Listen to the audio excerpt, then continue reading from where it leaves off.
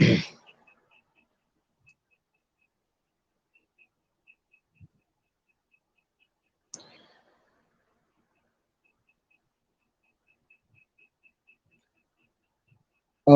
Morning student. आज हम शुरू करने वाले हैं क्या कक्षा 12 का जीव विज्ञान। जीव विज्ञान देखिए, कक्षा 12 का जीव विज्ञान का जो पहला चैप्टर है जीवों में जीवों में जनन। जीवों में जनन। देखिए, जनन की बात करें तो जनन आप कक्षा 10 में पढ़े होंगे। आप कक्षा 10वीं में इसको क्या किए होंगे, पढ़े होंगे और जानते भी होंगे कि जनन क्या होता है। ठीक है, चलिए जनन की बात करने से पहले हम थोड़ा सा बैकग्राउंड की बात करते हैं, थोड़ा सा पीछे की बात करते हैं।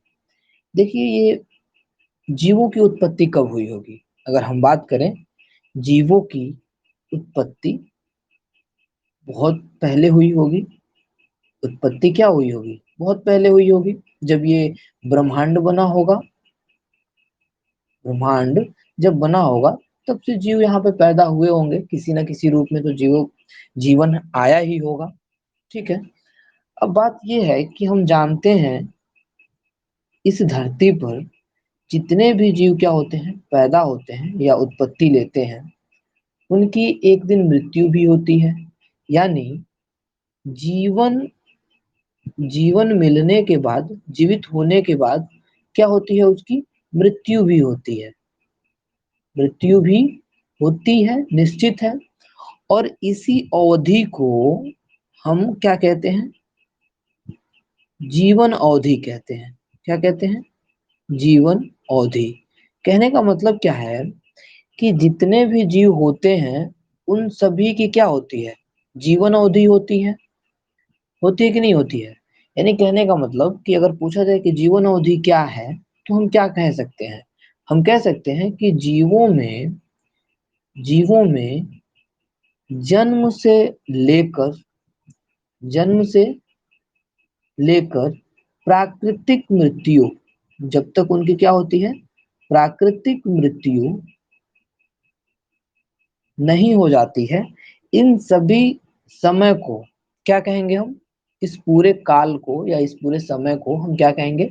जीवन अवधि कहेंगे। अब देखिए, इन जीवन अवधि के बीच में अगर हम बात करें तो जीवन अवधि के बीच में कई सारी अवस्थाएं आती हैं। जीवन थोड़ा सा इधर हम बात करते हैं। जीवन अवधि के बीच में कई सारी क्या आती हैं? अवस्था आती है। अवस्था, जैसे आप जानते हैं शैशवा अवस्था, शिशु अवस्था की बात कर लें। शिशु अवस्था, शिशु अवस्था के बाद क्या होती है? बाल्यावस्था, बाल्यावस्था। बाल्यावस्था के बाद क्या होता है? किशोरावस्था, किशोरावस्था। इसके बाद क्या आता है? किशोरावस्था के बाद युवावस्था, युवावस्था। इसके बाद वृद्धावस्था, और उसके बाद क्या होती है? एक जीव की मृत्यु हो जाती है। देखिए, यदि हम बात करें तो जैसे किशोरावस्था आता है और युवा अवस्था, तब हर जीव क्या होता है? परिपक्व हो जाता है। परिपक्व हो जाता है। कहने का मतलब कि ये ऐसा समय होता है जब मानव जनन करने के योग्य बन जाता है। जनन करने के क्या होता है? योग्य हो जाता है। और जनन यानी वो अपने जैसे अन्य जीवों की उत्पत्ति करता है। अपने जैसे अन्य जीवों की उत्पत्ति करता है, और उत्पत्ति करने के बाद क्या होता है? वृद्धावस्था में प्रवेश करता है, और फिर एक दिन क्या होती है? उसकी मृत्यु हो जाती है। ठीक है, अब हम बात करते हैं जनन की थोड़ी सी। देखिए, ये युवावस्था की बात है जब क्या होती है? जनन की क्रिया होती है। ठीक है, अब हम थोड़ा सा बात करते हैं जनन के बारे में। जनन क्या है? अगर हम बात करें जनन की, तो जनन किसे कहते हैं? देखिए, कोई भी जीव जब अपने समान एक दूसरे जीव की उत्पत्ति करता है, तो ऐसी प्रक्रिया क्या कहलाती है? जनन कहलाती है। यानी संक्षेप में कहें तो जीव उत्पत्ति की प्रक्रिया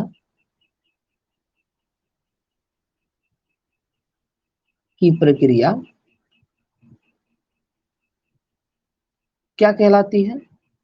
जनन कहलाती है। अब देखिए, बात यह है कि इस धरती पे कई तरह के जीव हैं। कई तरह के क्या हैं? जीव हैं। अब जब जीव अलग अलग तरह के हैं, तो उनमें ये जो जनन की क्रियाएं होती हैं, ये भी अलग अलग तरीके से होती हैं। ठीक है, जनन की क्रियाएं भी क्या होती हैं? अलग अलग तरीके से होती हैं। तो इसको हम मुख्यतः दो भागों में बांटते हैं, जिसको आप जानते हैं, बिल्कुल आप लोग कक्षा 10 में पढ़े होंगे। इसको, एक को हम कहते हैं अलैंगिक अलैंगिक जनन, और दूसरे को कहते हैं लैंगिक जनन। लैंगिक जनन। ठीक है, इसके बारे में थोड़ा बहुत आप लोग जरूर पढ़े होंगे, लैंगिक और अलैंगिक के बारे में। तो चलिए हम बात करते हैं लैंगिक जनन की या अलैंगिक जनन की। चलिए पहले अलैंगिक जनन की बात कर लेते हैं। अलैंगिक जनन क्या होता है? ये अलैंगिक जनन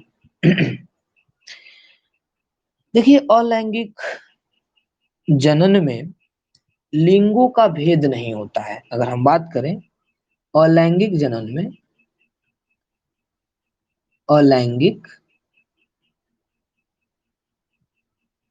जनन में लिंगों का भेद लिंगों का भेद नहीं होता है। मतलब क्या है इसका? भेद नहीं होता है। इसका मतलब है कि इसमें सिर्फ एक जनक की आवश्यकता होती है। इसमें क्या होता है? इसमें केवल एक जनक की आवश्यकता होती है। समझ में आ रहा है? जनक यानी जन्म देने वाला, जो नए संतान को क्या कर रहा है? जन्म दे रहा है, वो एक ही जीव होता है। और इस जनन से उत्पन्न संतान, सुनिएगा, इस जनन से उत्पन्न संतान उत्पन्न संतान हूबहू अपने जनक के समान होता है। जनक के समान मतलब जिस जीव ने उसे पैदा किया है, सेम टू सेम उस जनक के समान होता है। समझ रहे हैं आप? उस जनक के क्या होता है? समान होता है। और ऐसे मतलब एक तरह से क्या होता है? डुप्लीकेट कॉपी होता है, जिसे हम क्या कहते हैं? जिसे जिसे हम क्लोन कहते हैं। क्या कहते हैं? क्लोन। ये शब्द बहुत चर्चित है, क्लोन। जैसे देखिए, अभी हम इसको थोड़ा सा इरेज करते हैं। देखिए, इसमें क्या होता है कि जैसे मान लीजिए एक जनक है। ठीक है, जैसे मान लीजिए ये क्या है? एक जनक है। तो यही क्या होता है? दो भागों में बढ़ जाता है और दो अपने जैसे अन्य जीव पैदा कर देता है, और इसी को हम क्या कहते हैं? संतान। समझे? इसकी डीएनए की बात करें, डीएनए तक क्या होता है? सेम टू सेम अपने जनक के जैसा होता है। ठीक है, चलिए अगला हम बात करते हैं लैंगिक जनन की। लैंगिक जनन की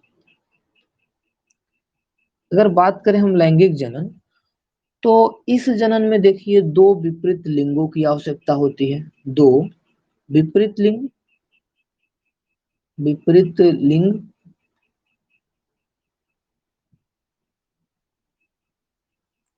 विपरीत लिंगों की क्या होती है? आवश्यकता होती है। जैसे कि दो जनक होते हैं, इसमें नर होता है और क्या होता है? मदा होता है, ये चीजें आप जानते होंगे, बिल्कुल जानते होंगे। ठीक है, इनकी आवश्यकता होती है।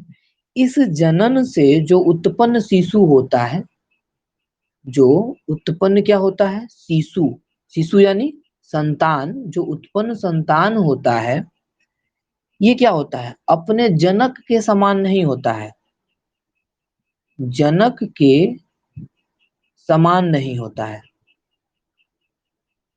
समान नहीं होता है। ठीक है, जैसे देखिए, जैसे देखिए नर और मादा दो होते हैं, नर और मादा क्या होते हैं, नर और मादा दो होते हैं। तो नर के अंदर क्या बनता है, नर युग्मक होता है, ये आप कक्षा 10 में पढ़े होंगे, नर युग्मक। और नर युग्मक होता है। और मादा के अंदर क्या होता है, मादा युग्मक बनता है, जानते हैं आप, युग्मक। और इन दोनों का क्या होता है, युग्मनज होता है, युग्मनज, युग्मनज। ये क्या होता है आगे हम डिस्क्राइब करेंगे ये सारी चीजें, नर युग्मक और मादा युग्मक, युग्मनज क्या होता है। तो इससे क्या बनता है, भ्रूण या शिशु का, संतान का निर्माण होता है। तो देखिए ये क्या होता है, यदि मान लीजिए, जैसे चलिए ये तो आपको नहीं समझ में आ रहा होगा, एक चीज हम बताते हैं। जैसे मान लीजिए एक ये क्या है, लाल रंग है, ठीक है, और इधर क्या है, एक हरा रंग है, ठीक है। यदि इन दोनों रंगों को हम मिला दें तो एक तीसरे प्रकार का क्या होगा, एक तीसरे प्रकार का रंग तैयार होगा, होगा कि नहीं होगा, होगा ना। तो ये जो है, मान लीजिए ये क्या है, संतान है, ये क्या है, संतान है। तो जब दो विपरीत लिंगों के जनन होने से या लैंगिक जनन होने से संतान की उत्पत्ति होती है, तो ये संतान बिल्कुल क्या हो जाता है, भिन्न हो जाता है, अलग हो जाता है, ये अपने जनकों के समान नहीं रहता है, ये अपने जनकों के समान नहीं होता है। बात समझ में आ गई, ये चीजें समझ में आई होंगी आपको। अब हम देखेंगे इसमें, जैसे लैंगिक जनन है, तो लैंगिक जनन में कई सारी विधियां होती हैं। जैसे भी बात करते हैं, अभी हम क्या कहे थे, अलैंगिक जनन, चलिए अलैंगिक की पहले बात कर लेते हैं। तो अलैंगिक, अलैंगिक जनन की विधियां,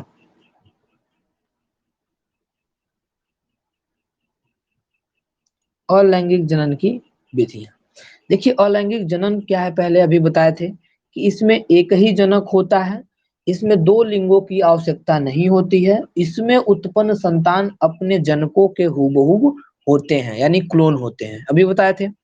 तो इसमें देखिए पहला जो है, कई तरह की विधियां होती हैं, लगभग 5 से 7 विधियां होती हैं जिससे अलैंगिक जनन होता है। इसमें पहली विधि हमारी आती है द्विविभाजन, ये कक्षा 10 में भी है, आप लोग पढ़े होंगे, द्विविभाजन। अब द्विविभाजन में क्या होता है, जब एक जनक बीच में सिकुड़ कर दो भागों में बढ़ जाता है या दो संतान उत्पन्न करता है, तो इसे हम क्या कहते हैं, द्विविभाजन कहते हैं। कहने का मतलब जनक, जनक दो भागों में क्या होता है, बट जाता है।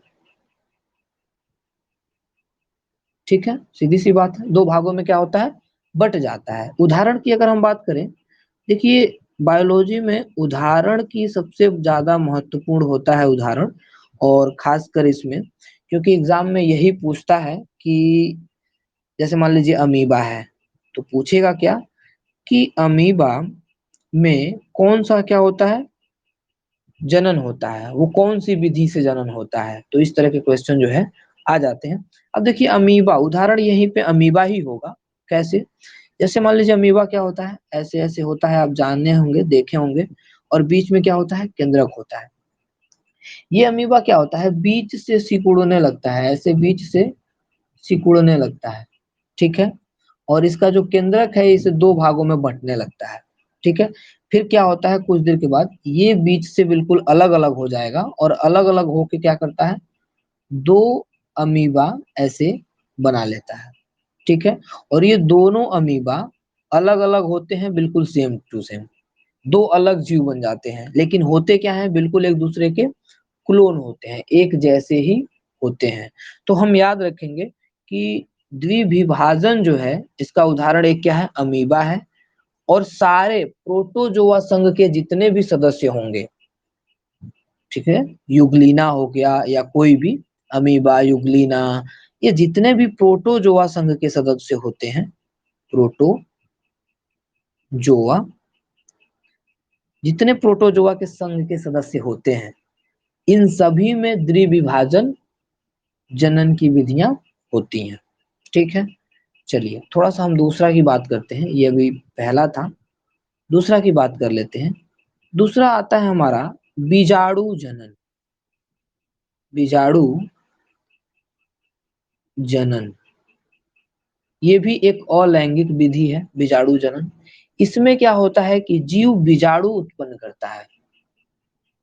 जीव क्या करता है, लिखते चलिएगा, जीव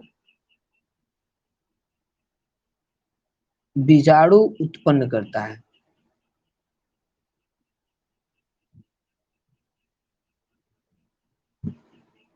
अच्छा, वह बीजाणु क्या होते हैं, अंकुरित होते हैं। ये जो बीजाणु होते हैं वो क्या होते हैं, अंकुरित होकर नए जीव को उत्पन्न करते हैं। बीजाणु, चलिए लिख लेते हैं थोड़ा सा,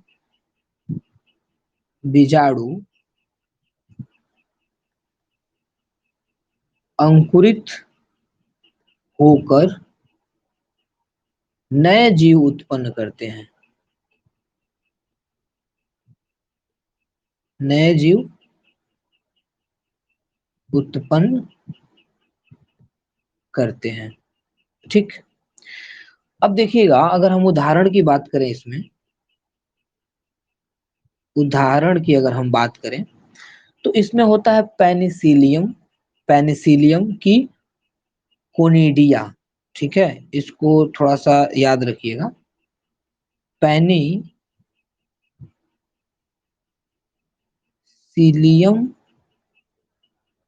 पेनिसिलियम की कोनिडिया। इसमें क्या होता है, कैसे, थोड़ा सा देखिएगा। इसको हम मिटा दें, चलिए मिटा देते हैं। देखिए इसमें क्या होता है, ऐसे एक संरचना होती है, ये पेड़ जैसा होता है, और इसके बाद इसमें से ऐसे निकली होती है। ठीक है, और इसमें से और ये ऊपर जाके पतले होते जाते हैं, और इस पे गांठ गांठ से ऐसी बनी होती है। ये यहाँ पे जाके क्या हो जाएंगे, सारे इधर पतले होते जाते हैं, और इस पे क्या बनी होती है, ये थोड़ी थोड़ी इस पे से गांठें बनी होती हैं, और इसी को हम क्या कहते हैं, कोनिडिया कहते हैं।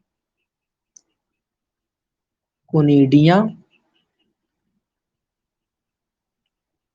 ठीक है, और ये क्या है, पेनिसिलियम है। क्या है, पेनिसिलियम है। ठीक है, याद रखेंगे आप उदाहरण इसका। चलिए, ये हमारा क्या था, बीजाणु जनन विधि था, किसमें, अलैंगिक जनन में।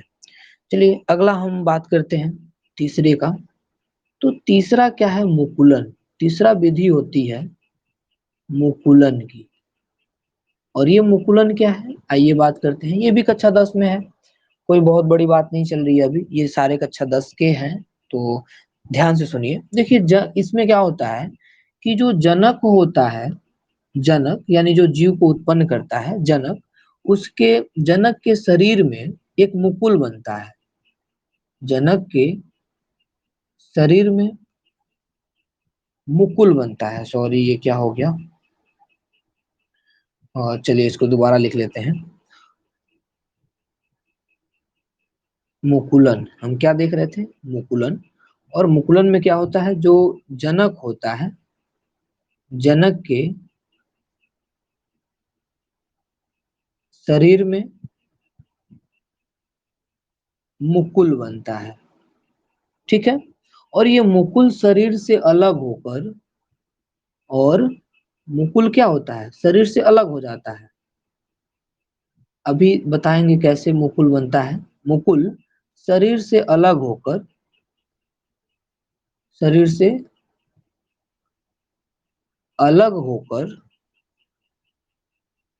नए जीव की उत्पत्ति करता है, या नए संतान उत्पन्न करता है। बात समझ में आ रही है? नहीं आ रही है? आइए देखते हैं। यदि हम बात करें कि इसमें कौन से उदाहरण होगा, तो उदाहरण की हम बात कर लेते हैं। उदाहरण में देखिए इष्ट होगा, इष्ट का नाम सुने होंगे, इष्ट, खमीर, ठीक है, हाइड्रा, हाइड्रा, ठीक है। अच्छा, इसमें कैसे होता है? देखिए क्या होता है कि जैसे कि ये मान लीजिए एक हमारा वो है, और इस पे कई सारी क्या होती हैं, कलिकाएं होती हैं, ठीक है। और इसी के इस पेड़ पे, इस पे पौधे पे, यहाँ पे एक छोटा सा ऐसे उभार आता है, उभार, और इसी को हम क्या कहते हैं, कलिका कहते हैं, कलिका या मुकुल कहते हैं। क्या कहते हैं? मुकुल। और ये हमारा क्या होता है, मुख होता है, और ये हमारा क्या है, हाइड्रा। ये पौधा किसका है? हाइड्रा का, ठीक है। अब यही जो मुकुल ये बना है, ये शरीर से बाहर होके और जमीन पे गिरता है और वो एक नए पौधे का निर्माण करता है, ठीक है। इतनी बातें आपको समझ में आई होंगी, ठीक है। और बाकी की जो क्लास होंगी, अभी क्लास थोड़ा सा छोटा ही किए हैं, क्योंकि अगली क्लास हम लोग डिटेल में देखेंगे बाद में। तो अभी के लिए बस इतना ही, ठीक है। तो क्लास को हम क्या करते हैं, ओवर। Good night.